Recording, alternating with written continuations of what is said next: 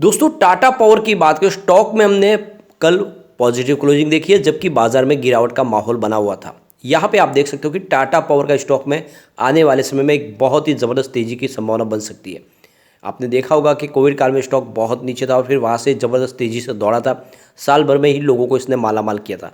अब वैसी ही संभावना फिर से बनने लगी है क्योंकि पिछले एक साल से स्टॉक में हमने कोई तेज़ी नहीं देखी। स्टॉक एक ही जगह पे आपको ट्रेड करता हुआ दिखाई देगा।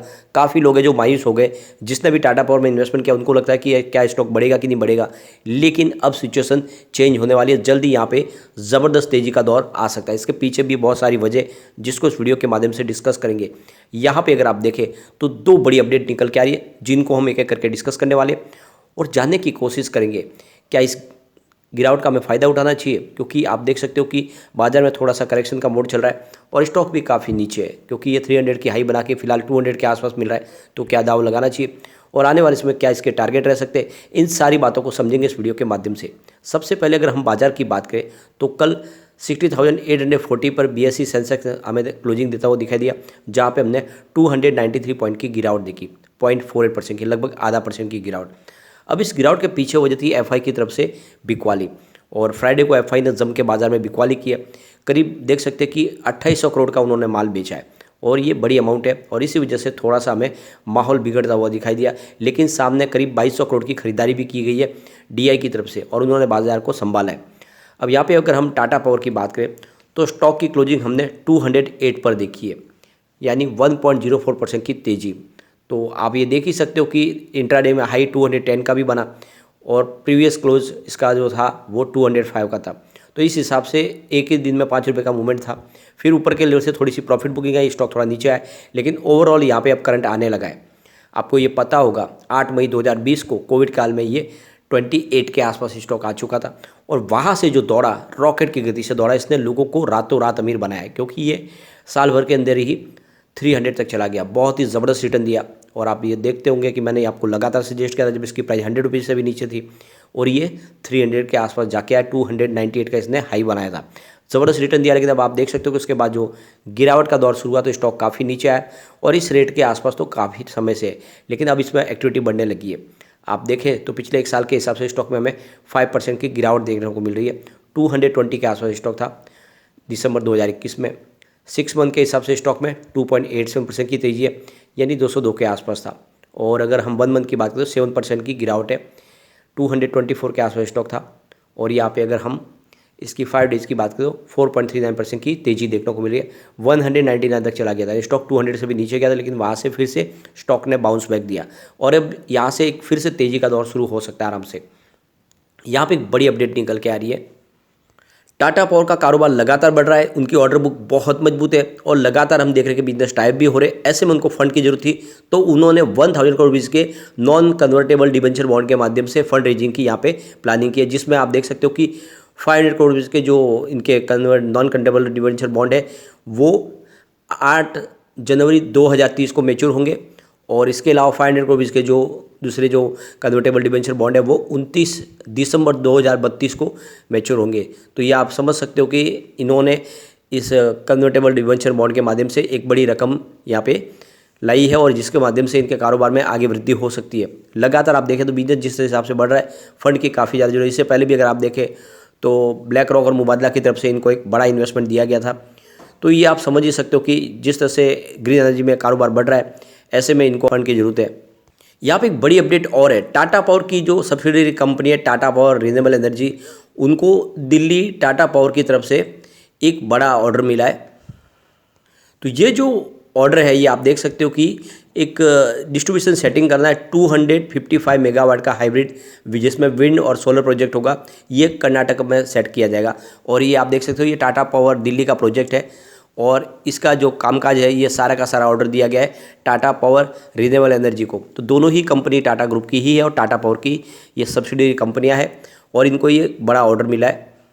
अब यहाँ पे टाटा पावर दिल्ली डिस्ट्रीब्यूशन की बात करें, ये एक जॉइंट वेंचर है जिसमें टाटा पावर और एनसीटी दिल्ली दोनों शामिल है, यानी दिल्ली सरकार है वो भी इसमें शामिल है, दोनों की जॉइंट वेंचर है ये।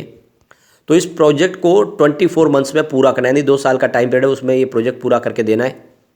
अब यहाँ पे जो बिजली का उत्पादन होगा कर्नाटका में वो सारी की सारी बिजली नॉर्थ दिल्ली को सप्लाई होगी, यानी एक तरह से देखें तो ये जो पूरा प्रोजेक्ट है दिल्ली के लिए है और कर्नाटका से जो बिजली का उत्पादन होगा उसको दिल्ली में सप्लाई किया जाएगा। तो इस प्रोजेक्ट के तहत अगर देखें तो 85 मेगावाट सोलर एनर्जी के प्रोजेक्ट लगाए जाएंगे और 170 मेगावाट विंड एनर्जी के प्रोजेक्ट होंगे और ये दोनों मिला के इस प्रोजेक्ट के माध्यम से बिजली का उत्पादन शुरू होगा। इस मौके पर टाटा पावर रिन्यूएबल एनर्जी के सीईओ आशीष खन्ना का कहना है कि हमने एक बीड़ा उठाया कि जितने डिस्कॉम है इंडिया के वो धीरे धीरे उन सबको इंकरेज कर रहे हैं कि वो ग्रीन एनर्जी में कन्वर्ट करें अपने पूरे बिजनेस को। और आप देख सकते हो कि टाटा पावर का जो दिल्ली का डिस्ट्रीब्यूशन का बिजनेस है उसमें धीरे धीरे हम पूरी तरह से ग्रीन एनर्जी के माध्यम से लोगों को बिजली देना शुरू करेंगे और नेट जीरो कार्बन पॉलिसी पे जाना है। आने वाला जो टारगेट है सरकार का भी, तो धीरे धीरे जितने डिस्कॉम है उनको ग्रीन एनर्जी के माध्यम से सप्लाई करेंगे। इससे पहले अगर आप देखें तो ओडिशा में भी उन्होंने पूरे डिस्कॉम को ग्रीन एनर्जी के माध्यम से सप्लाई देना शुरू कर दिया। ये बहुत बड़ा एक विजन है टाटा पावर की तरफ से। अब यहाँ पे टाटा पावर को लेकर नीलेश जैन का कहना है कि आप इस समय टाटा पावर में इन्वेस्टमेंट कर सकते हैं और इसका जो आने वाले समय जो रजिस्टेंस है वो 220 का है और एक इमीडिएट टारगेट समझ सकते हैं और इसमें 220 के टारगेट के साथ में इन्वेस्टमेंट किया जा सकता है, लेकिन साथ में आपको इसमें 195 का स्टॉप लॉस भी लगाना है। सबसे बड़ी बात यह है कि इस समय जो आने वाले समय में ग्रीन एनर्जी के सेक्टर में सरकार की तरफ से जो शुरुआत की गई है, जो लगातार इन्वेस्टमेंट आ रहा है और ग्रीन एनर्जी को प्रमोट किया जा रहा है, उस हिसाब से आने वाले समय पावर सेक्टर के शेयरों में ज़बरदस्त तेजी आ सकती है। स्पेशली टाटा पावर जिसका भविष्य मुझे काफ़ी उज्जवल लग रहा है, ये वाकई में एक बड़ा मल्टीबैगर बन सकता है। एक बड़ी गुड न्यूज और है, 11 जनवरी को मध्य प्रदेश अपना ग्लोबल समिट करने जा रहे हैं इंदौर में और इसमें रिन्यूएबल एनर्जी को लेकर बहुत सारे अनाउंसमेंट होने वाले। सरकार की तरफ से बहुत सारी सब्सिडीज़ और फैसिलिटीज़ प्रोवाइड की जाने वाली ताकि इंडिया के और विश्व के दूसरे जो इन्वेस्टर है वो ग्रीन एनर्जी में इन्वेस्टमेंट करें, क्योंकि यहाँ पे मध्य प्रदेश ने अपने तरफ से ये ठान लिया है कि वो ग्रीन एनर्जी के सेक्टर में भी एक हब बनना चाहते हैं। जैसे कि आपको पता होगा राजस्थान, कर्नाटका और गुजरात तो ऑलरेडी पहले से ही इस सेक्टर में आगे निकल चुके हैं। मध्य प्रदेश भी वो अपनी कैपेसिटी जो है उसको भुनाना चाहता है। उसके हिसाब से मध्य प्रदेश में वो पोटेंशियल है कि विंड एनर्जी और सोलर एनर्जी का हब बन सकते हैं। तो कुल मिला के यहाँ पे 11 जनवरी से जो ग्लोबल समिट होगा उसमें राजस्थान में जिससे इन्वेस्टमेंट किया है टाटा पावर ने, हो सकता है कि इस बार मध्य प्रदेश में भी बड़ा निवेश करे, कुछ बड़ा अनाउंसमेंट करे। तो आने वाले समय में एक बहुत बड़ी अपॉर्चुनिटी निकल के आती है, तो आपको 11 जनवरी याद रखनी है। और यहाँ पे सबसे बड़ी बात है कि कंपनी का बिजनेस तेजी से बढ़ रहा है। आप देख सकते हो 2018 में जहाँ पे इनका रेवेन्यू 26,840 करोड़ के आसपास था, वो 2022 में बढ़ के 42,815 करोड़ के आसपास पहुँच गया। ज़बरदस्त बढ़ोतरी हुई है रेवेन्यू में। इसके अलावा पिछले एक साल की भी बात करें तो इनका रेवेन्यू लगातार बढ़ा है।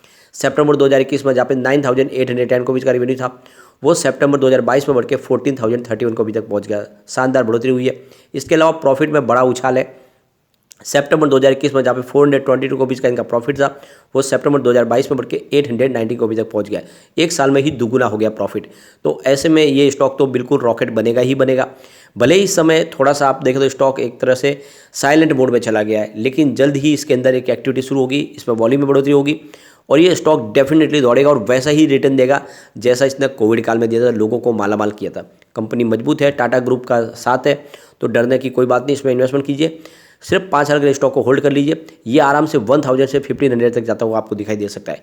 लेकिन फ्रेंड, कोई भी इन्वेस्टमेंट करने से पहले अपने फाइनेंशियल एडवाइजर से बारे ले ले या अपना खुद का रिसर्च करें, क्योंकि मैंने वीडियो आपके एजुकेशनल पर्पज़ के लिए ही बनाया। वीडियो पसंद आए तो लाइक से जरूर कीजिए और चैनल को सब्सक्राइब कर दीजिए। Thank you friend.